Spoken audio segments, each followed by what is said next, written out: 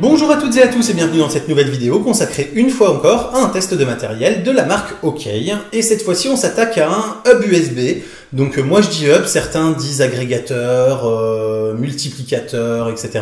Bref, en gros c'est un truc où vous avez un connecteur USB dans l'ordinateur et vous avez plusieurs ports USB ensuite à utiliser de manière déportée dans un boîtier séparé. Vous retrouvez comme d'habitude un lien dans la description si vous souhaitez acheter ce produit pour ne pas acheter une autre référence et vous tromper par rapport à la référence testée et proposée dans cette vidéo. Alors je peux pas vous le montrer là parce que je l'utilise au quotidien puisque j'en suis très satisfait et que ça me rend des services.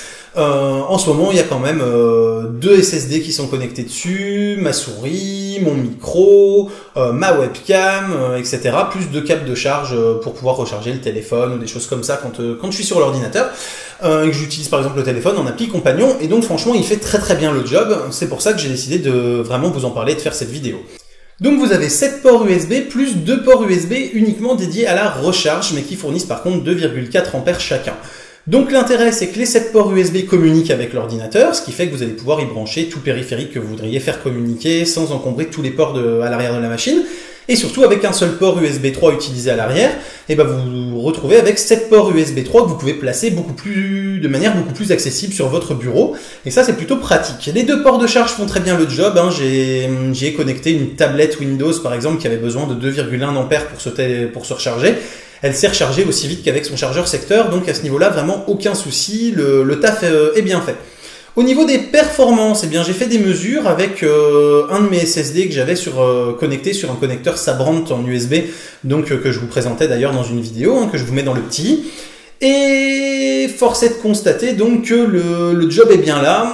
Alors il y a une légère perte de performance, mais en même temps il y a d'autres périphériques de connectés qui viennent un peu manger de la bande passante du port USB sur lequel on est relié. Donc c'est un peu logique, mais globalement les performances sont sensiblement identiques et donc on peut dire que le hub fait quand même bien son boulot, puisque même si vous avez 2-3 disques durs de connectés, à partir du moment où vous les utilisez pas à balle en même temps, vous allez avoir des très bonnes performances, des choses très honorables et donc ça posera aucun souci.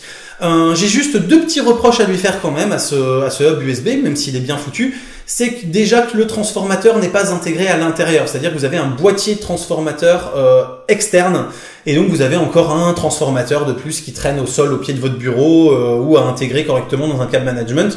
Et franchement, des transfos, j'en ai marre, quoi. J'en ai pour le NAS, j'en ai pour la souris, j'en ai pour donc ce truc-là. Enfin, voilà, il y en a pour tout et n'importe quoi. Et à force, franchement, ça commence à bien faire. Ça serait bien que tous les fabricants commencent à intégrer tous ces transfos et ces alimentations directement dans les périphériques.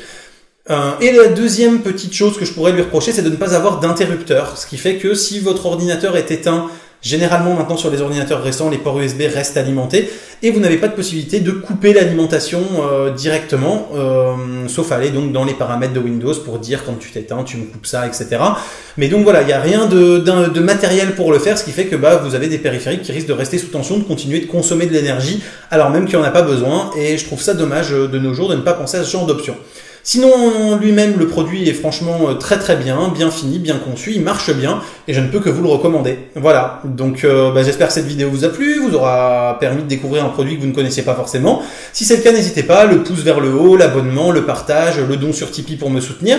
Je vous dis à très bientôt pour plein de prochaines vidéos, photos, techno, informatique et jeux vidéo qui caractérisent le contenu de la chaîne. Continuez de rester curieux de regarder des vidéos sur YouTube et on se dit à très bientôt. Salut à tous, bye bye.